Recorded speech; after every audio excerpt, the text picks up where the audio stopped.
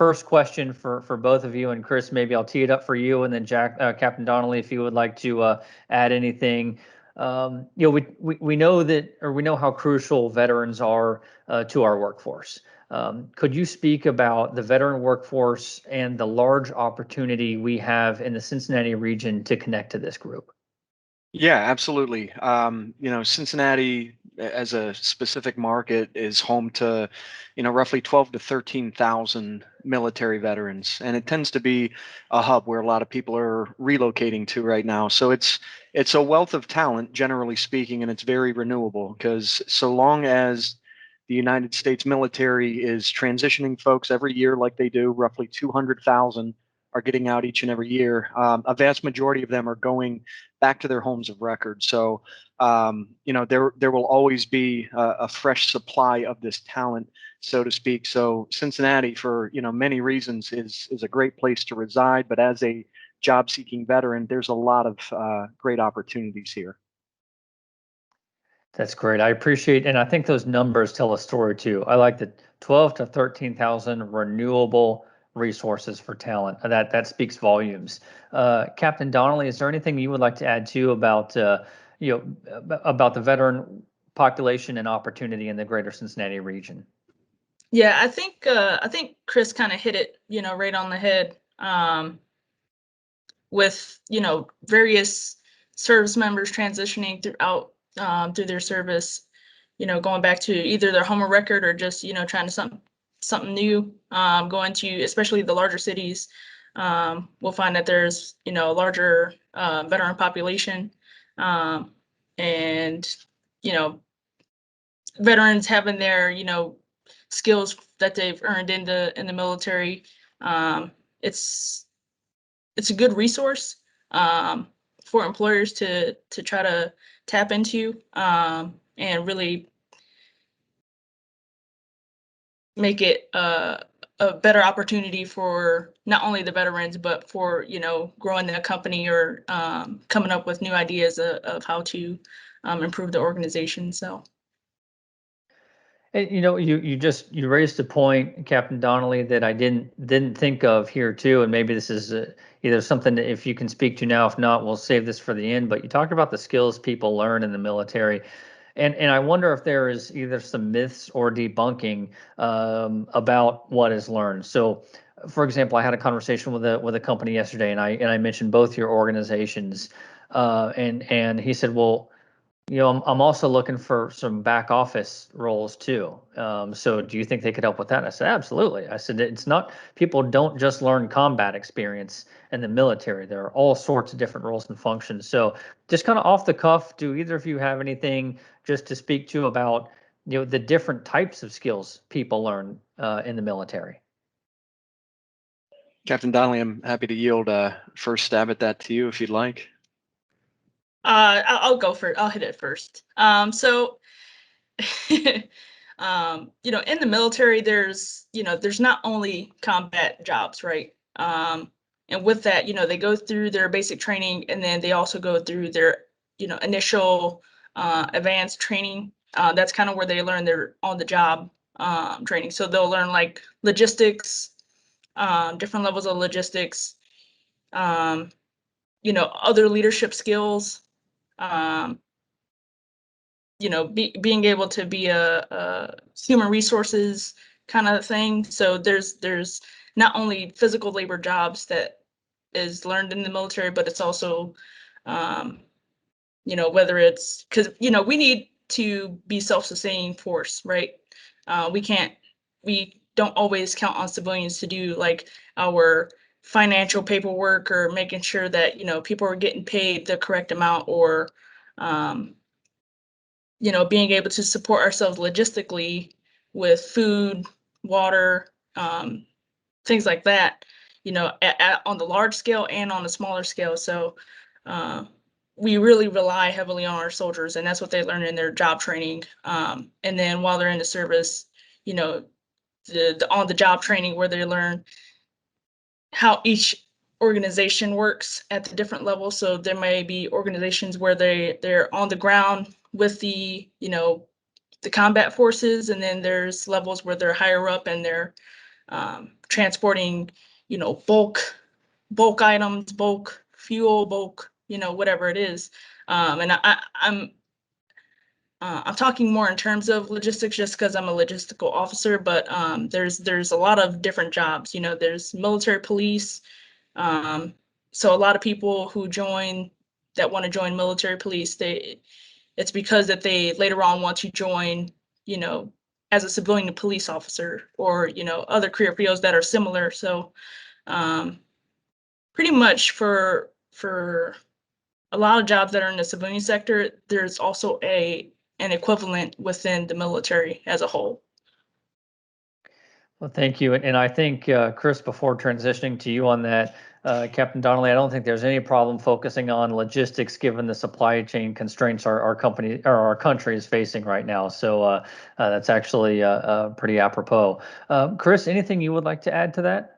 Yeah, absolutely. I'll kind of piggyback on Captain Donnelly's line of thought there. So it's important for everybody to understand that the military is structured very much like a corporation. There, as she mentioned, there's a job, there is an equivalent in the military for just about any role that's on the civilian side. You want to go where the latest and greatest technology is being tested, is being actually applied in a real world scenario. It's happening on the ground level at the military in many instances. A lot of people don't understand that. Like you mentioned, the vast majority of servicemen and women are not serving in a combat capacity, if you will. Roughly 15% of the military is combat arms. They're the ones on the front line, actually engaging in combat. The rest, that 85% are support oriented, and they're structured very much like any other company would have. The military has finance, the military has human resources, the military has IT, cyber, logistics, as Captain Donnelly mentioned. It's a very well-oiled machine, and it does have the capability of being completely self-sustainable. So for any organization that's trying to figure out where can I fit, military talent within my organization, don't think of it like that. All you're doing is looking at this demographic and cherry picking somebody that has that right background. You don't have to fit a square peg into a round hole.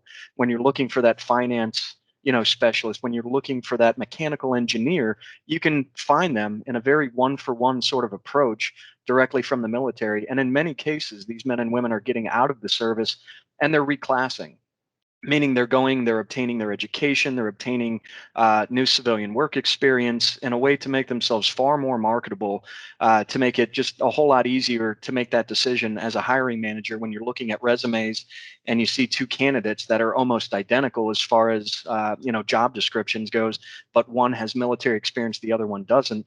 That one with military experience has those intangibles, those virtues and values that aren't necessarily obtained in a college classroom, but they're obtained exclusively through experience. So it's rare that you can find somebody, fairly young in some instances, early 20s, that has, robust management experience. So the military community, as far as incorporating that into your talent acquisition strategy, we're going so far beyond patriotism and altruism. We appreciate anybody that wants to be a part of this because it's a good thing to do, but we really want to encourage people to understand it with a sense of business acumen, that it actually adds immense value to that bottom line. They're going to outperform their non-military counterparts.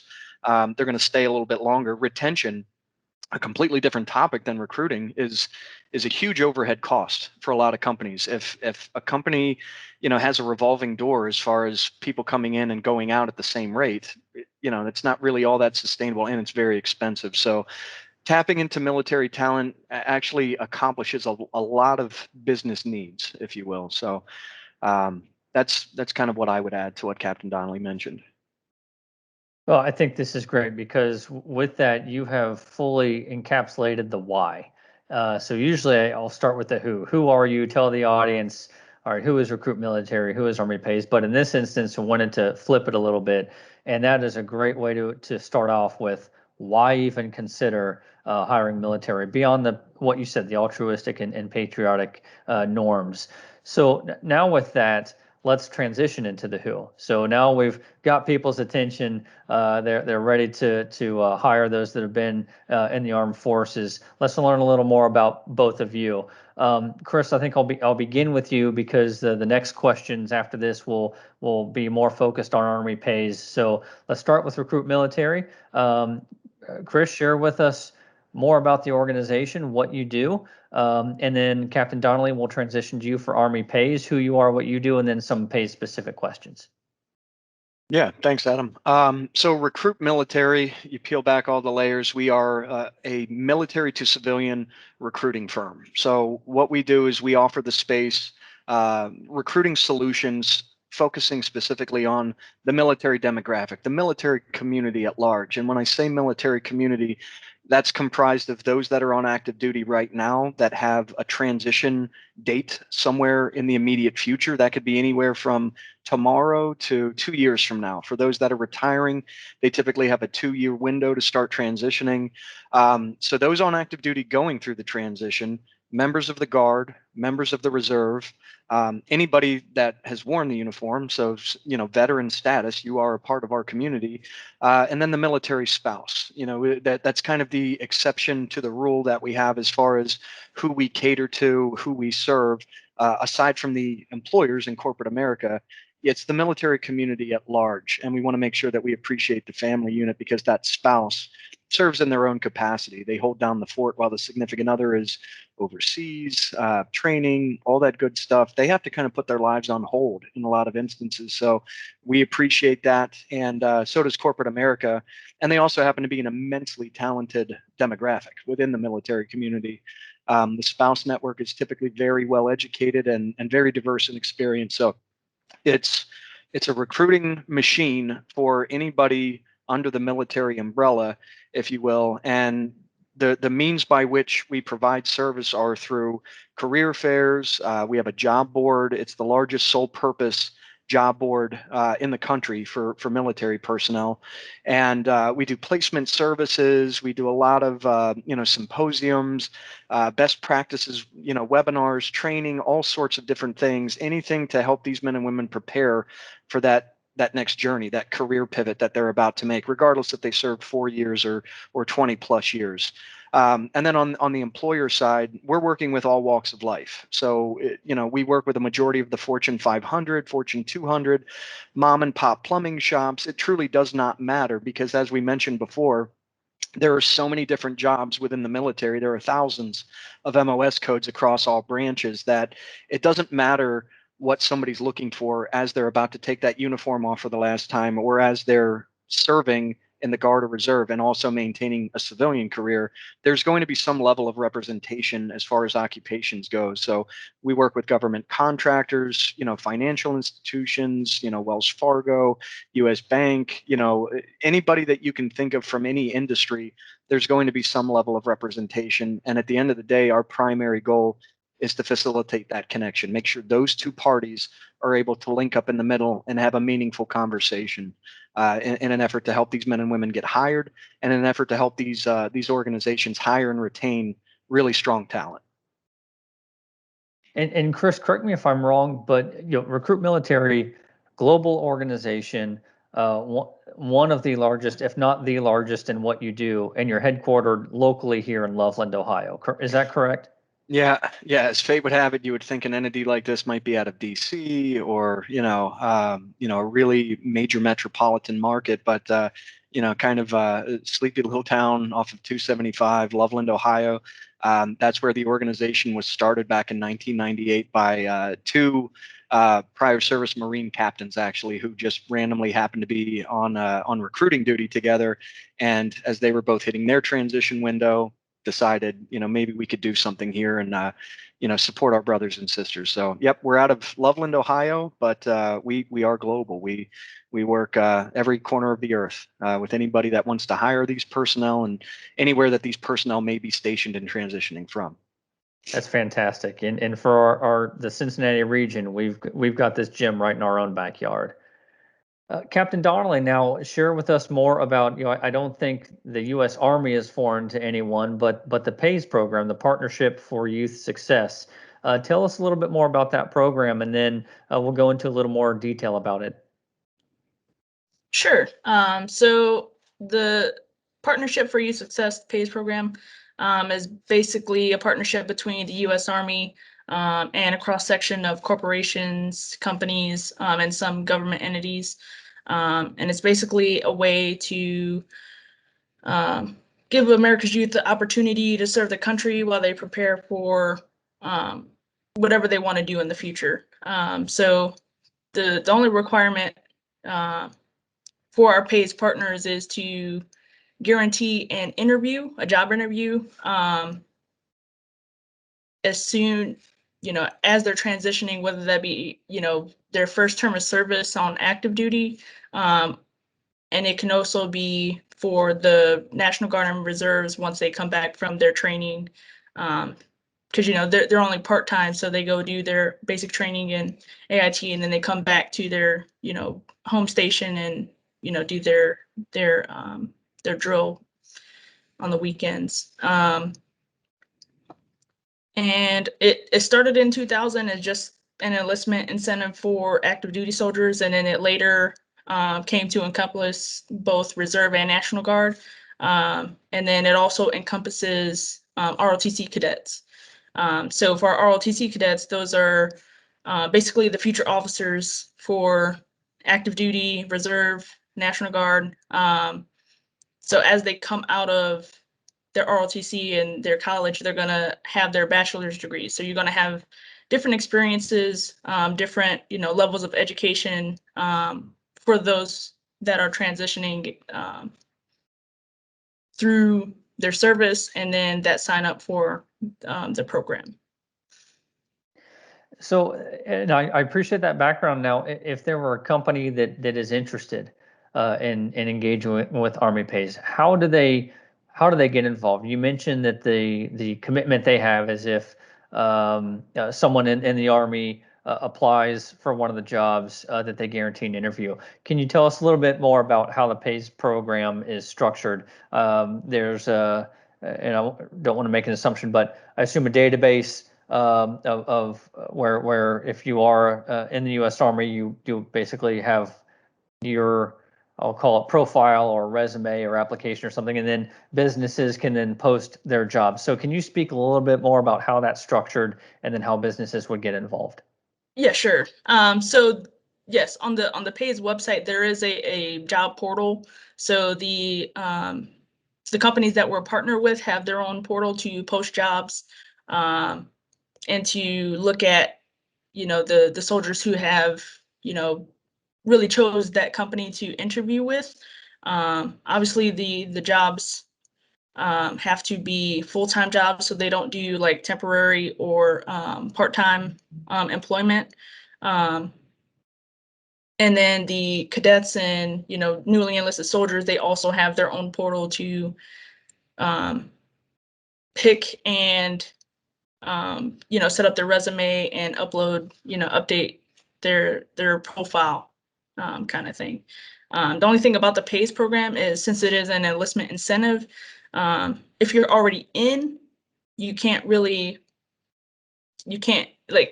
so me being in the Army, like right now, I did not sign up for the PAYS program as a cadet. So I wouldn't be able to participate in that program. However, it's really like right then and there that they, choose to get involved with the PAYS program, and then from there they get a choice of 5 companies of where they would want their future employment opportunity or interview. And then it's also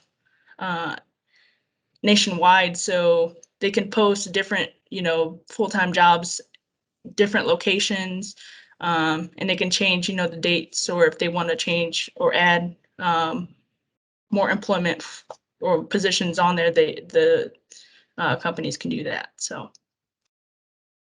And then with that too, following up on the engagement with companies, are there any regional partners or businesses that come to mind where this program has worked well? Any success stories that you would like to share regarding partners that have used this program?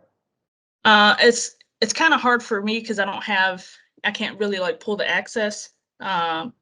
But we do have one of our most recent partnerships came with Mike's Car Wash.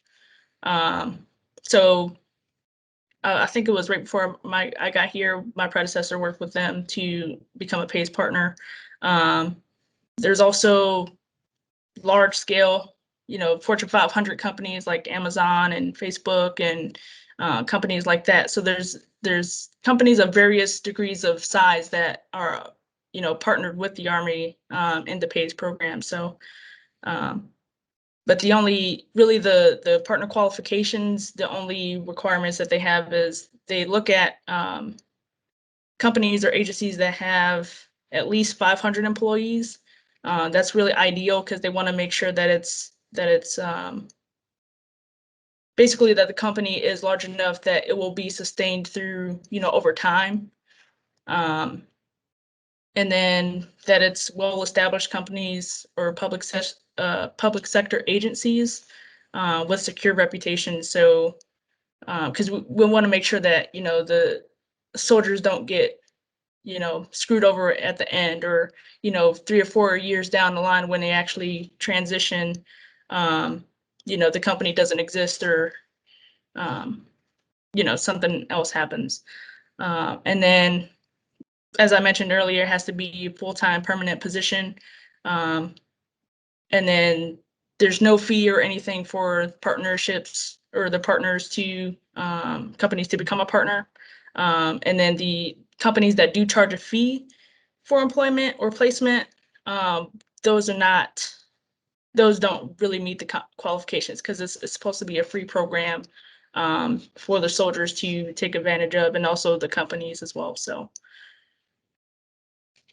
Well, I know REDI Cincinnati, we do engagements with over 200 businesses a year through our business retention and expansion program. And more often than not, we hear about the issue with workforce availability, and it's nothing that's unique to the greater Cincinnati region. It's a nationwide issue right now. But it's great that we are able to identify and provide connections and linkages to programs like yours to help with that. And so that kind of also transitions to a question I'll have for Chris and RecruitMilitary. So, my role in talent acquisition, that's all I hear over and over and over is workforce availability. So we know that finding talent is always a topic of discussion for businesses. RecruitMilitary currently has, and I believe, somewhere around 1.5 million job seeker accounts. Would you be able to speak more to your job seekers, how you build your pipeline? Sorry, a lot coming at you here. The typical education levels and industry sectors that maybe your folks are interested in. Yeah, you're not kidding. That one was loaded. But I think I can, if I miss anything, please just circle back. So yeah, that 1.5 growing every single day. We had typically a couple hundred new job seekers each and every day to the ecosystem. So that 1.5 million is the collective, if you will, as far as how many of them are active job seekers. Certainly hundreds of thousands on a national or global level. But basically the recipe for aggregation for us, meaning how do we get them into our system?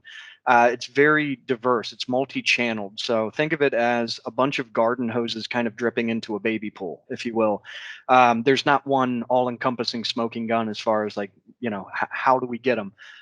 It is organic, generally speaking, meaning each and every service member that is within our ecosystem has created that profile themselves. We're not buying data. The Department of Defense does not funnel us personnel. There's just too much red tape to even consider that thought. So a lot of it is through grassroots campaigning, promotion of the services that we're offering. We do a lot of career fairs. That's one of the big aggregators for us. In fact, we do about, typically, COVID has kind of thrown the schedule off a little bit, but typically about 130 physical career fairs across the country, major markets. We look at where, census data or Department of Labor statistics tells us there's a dense population of military personnel. And so long as there's a strong enough economy to support an event, we will bring an event to that market. And it's by virtue of that event, us bringing the circus to town and making announcements about it. The PR team reaching out to the local media outlets to make sure the local Fox affiliate and NBCs are covering it, get on the radio shows, whatever we can do to promote what we're doing and what this event's about. That generates a lot of buzz for us. So I'd say half of everybody that walks through the doors of our career fairs, which in a given year is about, at least 30,000 personnel, about half of those are just hearing about us for the first time because of that event. So a lot of different ways that we go about doing it. I had mentioned earlier, we do have a formal contract with the United States Army where we are a staple within the transition process. It certainly drips down to the Guard and Reserve components as well. But working with the alphabet soups in the federal government, we work with the DOL, making sure that we're a part of their curriculum, if you will, along the way when it comes to the way that they engage the military community, the VA, truly anybody that has a finger on the pulse or an audience of military personnel. We're trying to work with them. We're trying to collaborate with them in some way, shape, or form to ensure that their personnel that they're stewarding on that tactical or local level are brought into the fold with what we're bringing to that particular market, and even showing them what we have on a grand scale as well. So that's kind of how we do it, mixed with some traditional marketing efforts. We go to Facebook and Google and we advertise, as best as we can, through those mediums. But a lot of what we do is via word of mouth. So that 1.5 million plus has been, a labor of love, over the course of the history of the organization to build up that pipeline so that as we're working with those companies, they've got a real pool that they can pick from, and not trying to just find a place for that job seeker. Like, we want to hire military, but we don't know where to fit them. Like, we say, don't think like that. Tell us exactly what you're looking for, and we'll help you find that needle in the haystack, and it'll be from the military community. So we collect a lot of different data points. We want to know what they did while they served. We want to know what their future work interests are. Are you willing to relocate? Are you willing to travel for work? We build this professional profile married with their resume so that the employers know how to find not just a veteran, but the right veteran that they can hire and then retain. So that's my soapbox on how we do what we do. As far as some of the demographic breakdowns, it's a fairly educated demographic. Captain Donnelly represents the officer side of the house. Those are men and women that are coming into the service with a college degree as kind of a prerequisite for that level of leadership. Some of these men and women are obtaining education while they serve. There are programs like tuition assistance, and then immensely just phenomenal education benefits on the back end of service. I say that because I use them myself. I used the post 9/11 GI Bill. I used vocational rehabilitation, and it helped me obtain my degree, actually right here from the University of Cincinnati. So tons of education resources at these men and women's fingertips. And when you look at the demographic as a whole, you're looking at almost, it's over 40%, but less than 50. It's roughly 43% have at least some kind of degree, an associate's degree. Get a little bit more granular. More than a quarter of these men and women have bachelor's degrees, and then you've got somewhere around the 10% that have more of the advanced degrees, the masters, the PhDs, things like that. So just a really well-rounded demographic that kind of blows those stigmas away, that most people would think when they think of who's serving. It was junior didn't want to go to college, so they're going into the Army, or whatever the case might be. And that's just really not it. The military has raised its standards considerably, and it's important to remember that roughly 72% of America's entire population, age roughly 17 to I think 26, don't even qualify for military service. Not even an option. They could never sign the paper if they wanted to, because of cognitive, educational, physical deficits of some sort. So the military, intentionally discriminates, if you will, in a good way. I say that that's probably the wrong word to use, but they need the cream of the crop. So if you're a talent acquisition expert in the space and you're looking for, a group of people that are just, going to be really easy plug and play candidates that don't need to be micromanaged, go to the military. You're already dealing with the top, less than 30% of the entire American population just by virtue of them getting to basic training.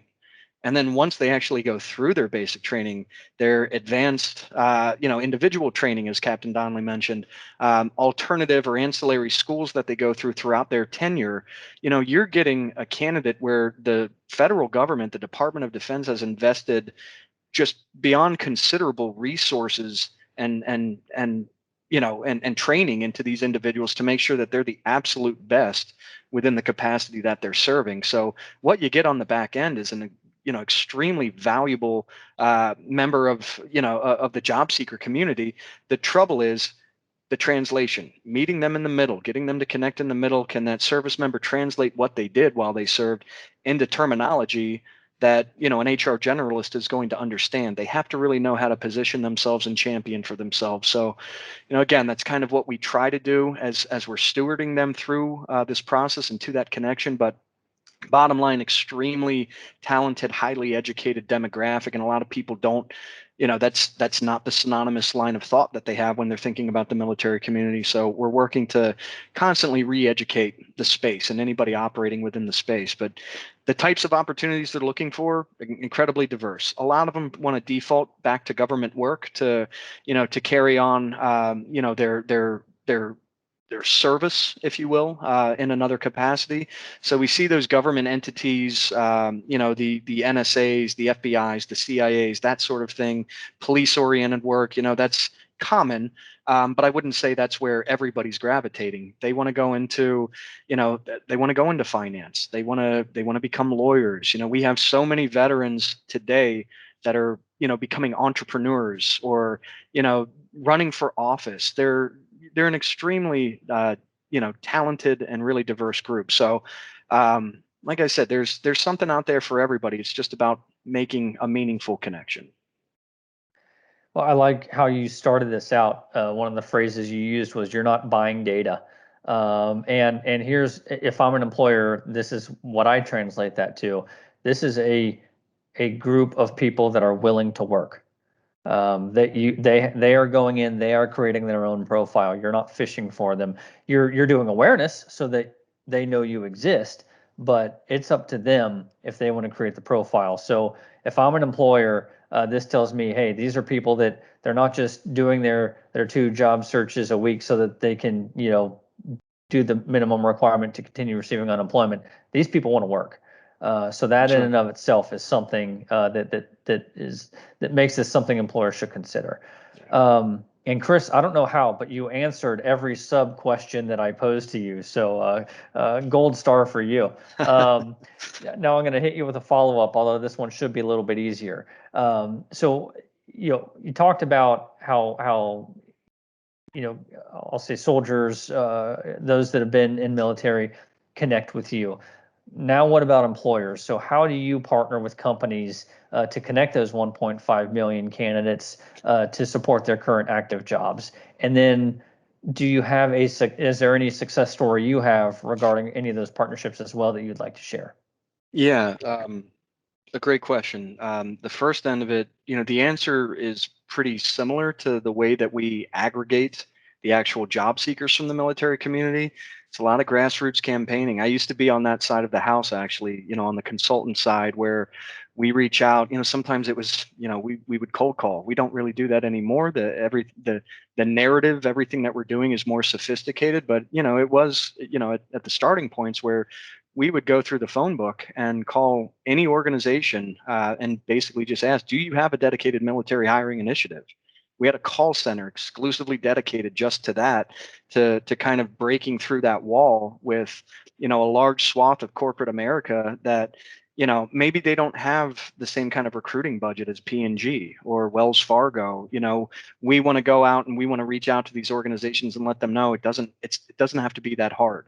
The concept of a military hiring initiative doesn't have to be complex. We can show you how easy it is, in fact, and we can show you how many are right here in your backyard that you're not aware of, because maybe you haven't been able to hit the eyes and ears of that audience, and that job seeker is unaware of your brand, or maybe they have stigmas associated with your brand. We've worked with like McDonald's before.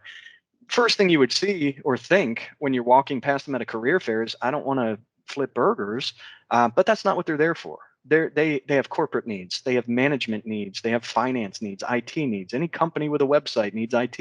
So just trying to educate these organizations is what ends up getting them to do business with us, is to lean on us as a vendor to supply them with that sort of talent. Being thought leaders and subject matter experts is what earns the trust within this space. So a lot of it's cold calling, a lot of it is through traditional advertising efforts, and some of it's word of mouth. When we have a company that has success hiring a job seeker through us, we encourage them to celebrate it, not just to have their own brand getting caught doing a good thing, but to let other organizations within that industry see somebody that's doing it the right way and maybe entice them to want to step up to the plate as well. So there's a lot of different ways that we go about bringing the organizations into the fold, but most of it is word of mouth reputation. For any organization that might be listening that is interested, I'd encourage them to. The low-hanging fruit is to go to the website, go to recruitmilitary.com. There's a fork in the road. I'm a job seeker, I'm an employer.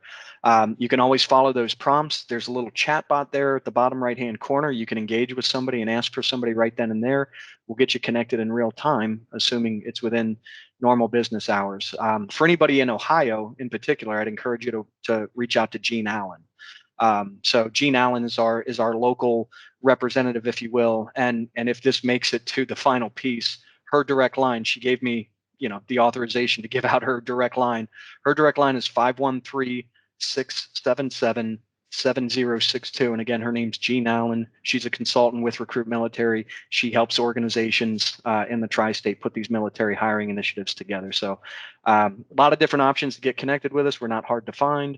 As far as success stories, it's really hard to nail down just one.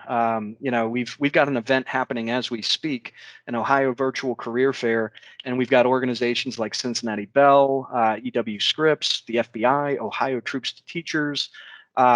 Recent example for Ohio I would throw out there is Scott's Miracle-Gro.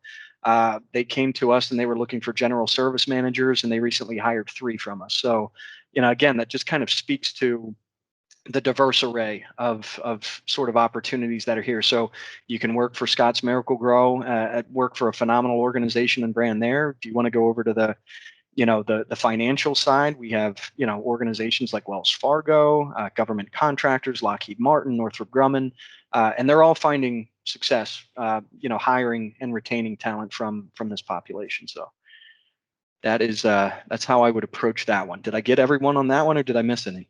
Oh, you got, not only did you get it all, but you also got my next question, which was crystal ball is on. That's right. Which was, how would companies that are interested, how would they get connected? So, for Chris, for Recruit Military, you mentioned start at Recruit Military's website, and then I always ask people when they say, "Oh, just you can give me a shout or call Gene Allen." Okay, well, how do they do that? So you captured that already. So I appreciate that. And I think we'll wrap up then with Captain Donnelly. Same question to you. If companies are interested and they want to get involved in the Army Partnership for Youth Success, how would they do so? Yeah, so really they can visit the website. That's pretty much the first place to go, because that's where they kind of put their contact info, and that's how we have a PACE marketer that will reach out to them to start the process. The other thing they could do is just reach out to their local Army recruiting office. If the recruiter there doesn't have the information for them, they know somebody that can get the information, whether that be me or another company commander that it really our job there is to build relationships in the community. So we'll be able to square them away and get them, you know, into the database or through the application process, I guess.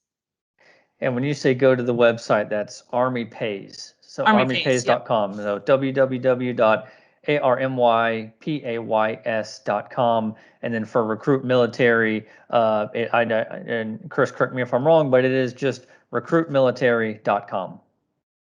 Correct. You got it. Excellent.